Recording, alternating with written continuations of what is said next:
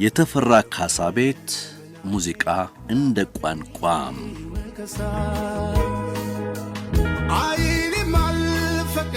በተፈራ ካሳ ቤት ሙዚቃ እንደ ሁለተኛ ቋንቋ የሚነገር መግባቢያ እንደነበር መገመት አያስቸግርም።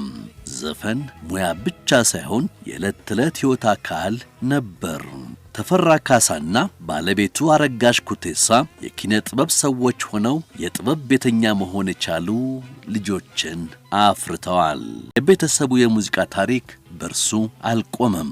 ግርማ ተፈራ ካሳ የራሱን መንገድ ሲጀምር ከኋላው ደግሞ ወንድሙ መሳይ ተፈራ ወደ ሙዚቃው ዓለም ተከትሎት ገብቷል።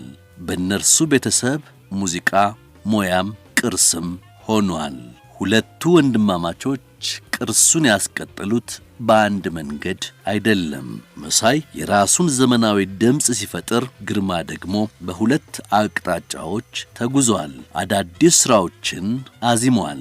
የአባቱን ዘፈኖች ለአዲሱ ትውልድ ከነክብሩ ጊዜውን ዋጅቶ አስተላልፏል። ጊዜው ሲለዋወጥ ሁሉም ጥሎ ሸሸ የሚመስለው ቁጭሽ ማሸሸ ሲቱን ያላምነው ለእሷ ሲሆን ድፍረት የለውም። ይገርመኛል እኔ ሳስበው መች ይሆን የልቤን ልንገርሽ አሳዝነሽኛል። ብታምኝም ባታምኝም አስከፍተሽኛል። መውደድን ሳታጭው ምነው ጠረጠርሽኝ? የምር አሳዘንሽ